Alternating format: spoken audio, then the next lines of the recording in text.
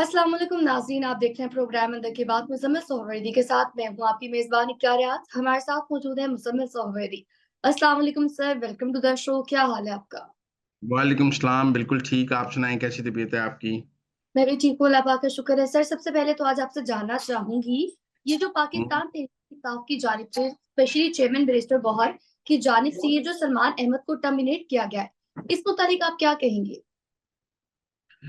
देखिए, सलमान अहमद की टर्मिनेशन का मतलब है, सलमान अहमद इमरान खान के रिश्तेदार हैं, अलीमा खान के रिश्तेदार हैं, उनके कजन हैं और जी। इमरान खान के काफी करीब समझे जाते थे। लेकिन उन्होंने मुसलसल बुशरा बीबी को करप्ट भी कहा, उन्होंने बुशरा बीबी को फौज का एजेंट भी कहा, उन्होंने बुशरा बीबी को कॉम्प्रोमाइज भी कहा। उन्होंने कहा कि एस्टेब्लिशमेंट ने बुशरा बीबी को लॉन्च किया है और वो बुशरा बीबी के खिलाफ ट्विटर स्पेसेस में भी बोल रहे थे, ट्वीट भी किए उन्होंने बुशरा बीबी के खिलाफ। और एक अमूमी राय यही थी कि सलमान अहमद बुशरा बीबी के खिलाफ जो बोल रहे हैं, उसमें उनको अलीमा खान की हिमायत हासिल है और वो अलीमा खान के इशारे पर बुशरा बीबी के खिलाफ बोल रहे हैं।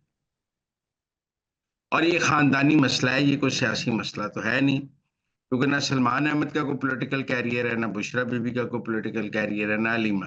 ये सब अहम है क्योंकि ये इमरान खान के रिश्तेदार हैं। इनकी पार्टी में अहमियत भी यही है कि ये इमरान खान के रिश्तेदार हैं। वैसे तो कहते हैं मरोसियत नहीं है, लेकिन इमरान खान के रिश्तेदारों को अहमियत हासिल है। तो सलमान अहमद की जो इमरान खान से कुर्बत है या अलीमा खान से कुर्बत है, वो किसी से ढकी छुपी नहीं है। और ये भी जी। कोई सबको पता है कि सलमान अहमद अलीमा खान ग्रुप में है, वो बुशरा बीबी ग्रुप नहीं है। तो अब जब उन्होंने बुशरा बीबी के खिलाफ फ्रंट खोला और खोला बिलखसूस के फाइनल कॉल के बाद, और फाइनल कॉल से पहले जब बुशरा बीबी की लाइव कवरेज हुई, तो उन्होंने कहा जी कि एस्टेब्लिशमेंट बुशरा बीबी को लीडर बना रही है और उनकी लाइव कवरेज उनको टीवी पे चला रही है ताकि वो इमरान खान की जगह ले सकें, और माइनस इमरान खान के प्रोजेक्ट में बुशरा बीबी फौज के साथ है। और उसके अलावा उन्होंने बुशरा बीबी को करप्ट भी कहा, कॉम्प्रोमाइज भी कहा, एजेंट भी कहा। तो बुशरा बीबी ने उनकी शिकायत इमरान खान को लगाई और जी। इमरान खान ने उनको कहा कि आप बुशरा बीबी से माफी मांगे। ट्विटर पे उन्होंने नहीं मांगी, तो आज इमरान खान ने उन्हें पार्टी से निकाल दिया है। इसका मतलब है अलीमा खान सलमान अहमद को बचाने में नाकाम रही हैं और बुशरा बीबी ने सलमान अहमद को निकलवा दिया है। ये अलीमा खान की शिकस्त है और बुशरा बीबी की जीत है। इमरान खान का माजी का ट्रैक रिकॉर्ड भी ऐसे ही है कि वो अपनी बहनों के मुकाबले में जो उस वक्त उनकी बेगम हो उसकी साथ देते हैं, जब तक कि तलाक ना दे। तो बहरहाल बुशरा बीबी के आज के इस फैसले के बाद बुशरा बीबी की तहरीक इंसाफ में मुकम्मल धाक बैठ गई। अब सबको पता है कि जो भी बुशरा बीबी के खिलाफ बात करेगा, इमरान खान उसकी छुट्टी करा देगा। इससे पहले जहांगीर तरीन की छुट्टी हुई, पवन चौधरी की छुट्टी हुई, बहुत सारे लोग जो हैं वो बुशरा बीबी की लड़ाई की नजर हुए और अब सलमान अहमद भी नजर हुए। जो भी बुशरा बीबी से लड़ता है, इमरान खान उसको पार्टी से निकाल देते हैं और उनको खत्म कर देते हैं। तो इसलिए मेरे ख्याल में ये आज सलमान अहमद का निकलना अलीमा खान की शिकस्त है, बुशरा बीबी की जीत है और पार्टी में बुशरा बीबी का कंट्रोल मजीद वाजे हो रहा है। सर, यहाँ पर आपसे एक सवाल करना चाहूंगी। ये बात बहुत ज्यादा गर्दिश कर रही है कि अब बुशरा बीबी को एक बार फिर से गिरफ्तार कर लिया जाएगा। इस मुतालिक आप क्या कहेंगे? लेकिन जब 190 मिलियन पाउंड में उनको सजा हो जाएगी, जिसका पीर को फैसला आना है, और जी। एक अमूमी राय कानूनी माहिरीन की यही है कि ये एक नटशेल केस है और इसमें सजा पक्की है, तो उस सजा के नतीजे में बुशरा बीबी को गिरफ्तारी देनी पड़ेगी। पहले भी जी। जब बुशरा बीबी को सजा हुई थी, वो गिरफ्तारी देने अडयाले खुद पहुंच गई थी। तो उनको गिरफ्तारी देनी पड़ेगी। अगर वो गिरफ्तारी नहीं देंगी और मफरूर या इश्तिहारी हो जाएंगी, तो फिर वो अपील नहीं कर सकेंगी इस्लामाबाद हाई कोर्ट में। और अगर वो अपील नहीं कर सकेंगी और अपील की मुद्दत गुजर जाएगी और वो इश्तिहारी रहेंगी, तो फिर उनकी सजा बरकरार रहेगी जब भी वो गिरफ्तार हो जाए। लिहाजा उनको सभी ये मशवरा देंगे कि अगर आपने अपील का हक इस्तेमाल करना है, अगर आपने खुद को बरी कराना है या आगे को रिलीफ लेना है, तो आपको गिरफ्तारी देनी होगी। मेरे ख्याल में जब सजा हो जाएगी पीर को, तो वो पीर को गिरफ्तारी दे देंगी और मुझे नहीं लगता कि वो अपनी गिरफ्तारी को डिले करेंगी, क्योंकि डिले करने का एस्टेब्लिशमेंट को फायदा और उनको नुकसान है। लिहाजा वो सजा होने के बाद वो खुद को गिरफ्तारी दे देंगे। सर, आगे बढ़ेंगे और अब बात करेंगे जो अमेरिका की जानिब से पाकिस्तानी 4 कंपनियों पर पाबंदी लगाई गई है। इसको आप कैसे देखते हैं? क्योंकि इस पर हमने देखा कि आज दफ्तर खारजा की जानिब से भी एक बयान सामने आया है। इस मुतालिक आप क्या कहेंगे? अच्छा, पाकिस्तान ने रद्द-ए-अमल दिया है, इसहाक डार साहब ने भी बयान दिया है, बाकी वुज़रा ने भी उस पर बात की है। तो ये सब ने उसकी मज़म्मत की है और अमेरिका के इस इक़दाम को गलत करार दिया है। मेरे लिए ज़्यादा तकलीफ़ से बात ये थी कि जो पीटीआई ओवरसीज़ है, जो इमरान खान के हामी हैं, वो इस पाबंदी लगने पे बड़े खुश थे, शादियाँ नहीं बजा रहे थे।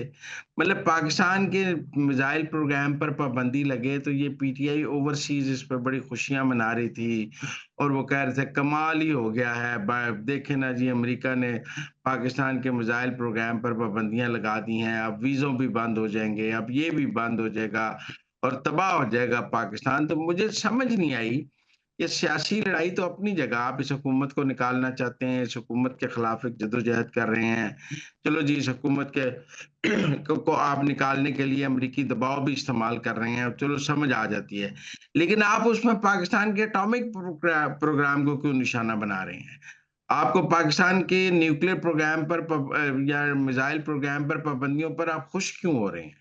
मेरे लिए ये बड़ी अफ़सोसनाक बात थी। फिर हैरानगी की बात ये थी कि जो अमेरिका की कुव्वतें इमरान खान की रिहाई के लिए ट्वीट करती हैं, वो पाकिस्तान पर पाबंदी को बड़ा खुशाइंद करार दे रही थी।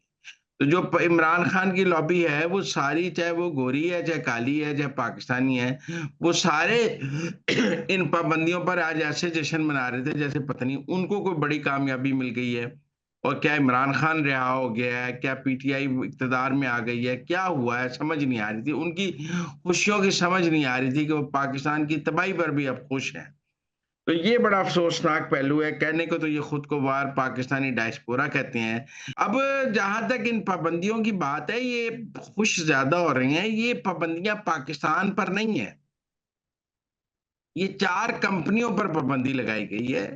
वो 4 कंपनियाँ जो हैं, वो एनडीसी और वो कंपनियाँ जो हैं, वो प्राइवेट कंपनीज़ हैं, उनमें से एक सरकारी कंपनी है। लेकिन ये जो कंपनियों पर पाबंदी होती है, ये मुल्क पर या मुल्क के निज़ाम पर पाबंदी नहीं होती।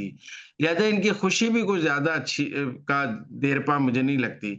जब इस तरह की कंपनियों पर पाबंदी लगे, वो मुल्क नई कंपनियाँ बना लेता है, नई कंपनियों के साथ अपना प्रोग्राम चलाने लग जाता है। जब तक उन नई कंपनियों पर पाबंदी लगती है, और नहीं, ये कंपनियों पर पाबंदी एक सॉफ्ट एक्शन है।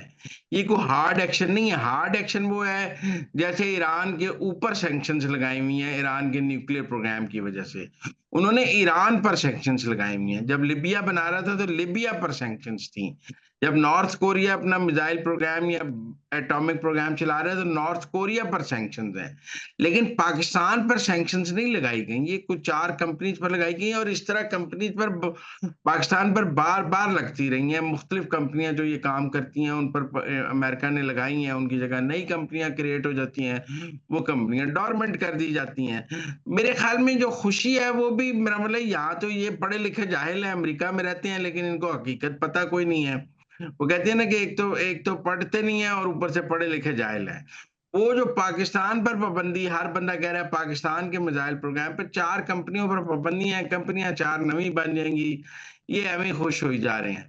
बहरहाल पाकिस्तान को तो इन 4 कंपनियों पर पाबंदी पे भी रद्द-ए-अमल देना चाहिए था, उन्होंने रद्द-ए-अमल दिया है और ये एक सफारती रद्द-ए-अमल है, लेकिन मुझे नहीं लगता इससे को पाक-अमेरिका ताल्लुकात खराब हुए हैं। इससे पहले भी अमेरिका ने ऐसी पाबंदियाँ पाकिस्तान पर लगाई हैं, लेकिन उसके नतीजे में पाकिस्तान-अमेरिका ट्रेड भी चलती रही है, डिप्लोमेटिक रिलेशंस भी चलते रहे हैं और कोई पाकिस्तान और अमेरिका के ताल्लुकात खराब नहीं हुए हैं। ना मुझे इन पाबंदियों के नतीजे में कोई पाक-अमेरिका ताल्लुकात खराब होते नज़र आते हैं। सर, अब आगे बढ़ेंगे और अब बात करेंगे कि सिंध में जो जजेस की तैनातियां की गई है, उसका क्राइटेरिया क्या है? देखिए, मेरे पास कुछ नाम हैं और उनके हवाले से कुछ मेरे पास ताल्लुकात की एक लिस्ट है। मैं अपने नाज़रीन के साथ शेयर करना चाहता हूँ, ताकि उनको भी थोड़ा पता लगे कि ये सिंध में जो नए जजेस की तैनातियाँ हैं, वो क्या हो रही हैं और उसके पीछे क्या मतलब कहानी है।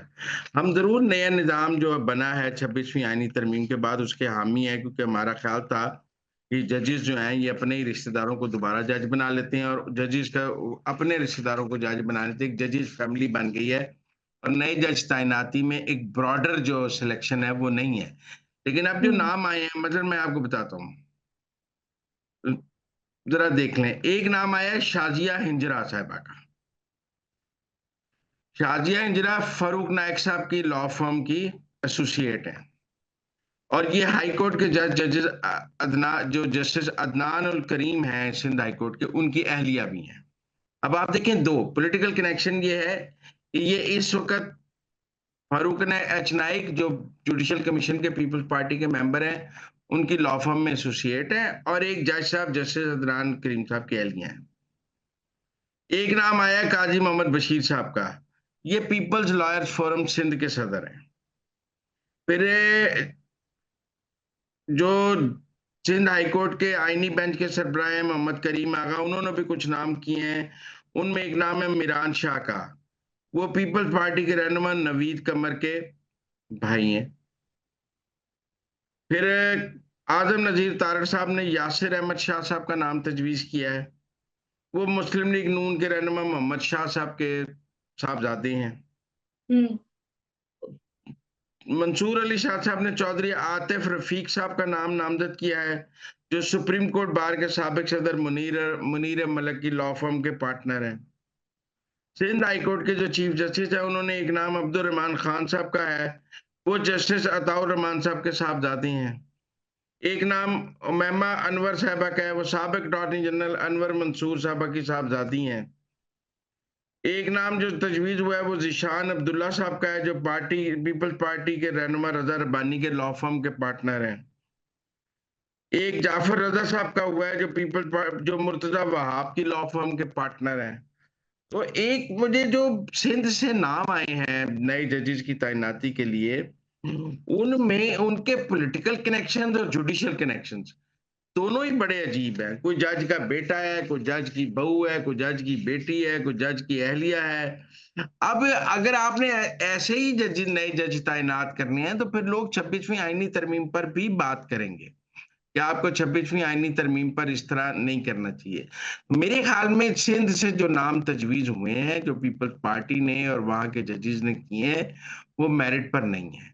इनको देखा जाना चाहिए, और देखें कि अगर आपने जुडिशरी ने अपने रिश्तेदारों को और पॉलिटिशियंस ने अपने रिश्तेदारों को जज बनवाना है, तो फिर पाकिस्तान की अदलिया का तो अल्लाह ही हाफिज है ना, कोई मेरिट पे तो नहीं है।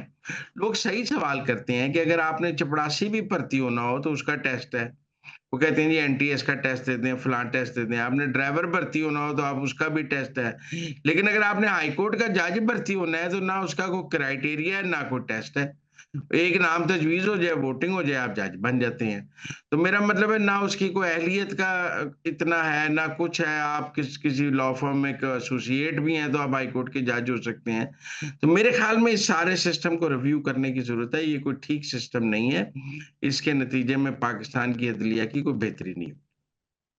सिस्टम को रिव्यू करने की जरूरत है। नाज़रीन, ये थी आज के अंदर की बातें। आपसे मुलाकात होगी अगले प्रोग्राम में। तब तक के लिए हमें दीजिए इजाजत। अल्लाह ने के बाद।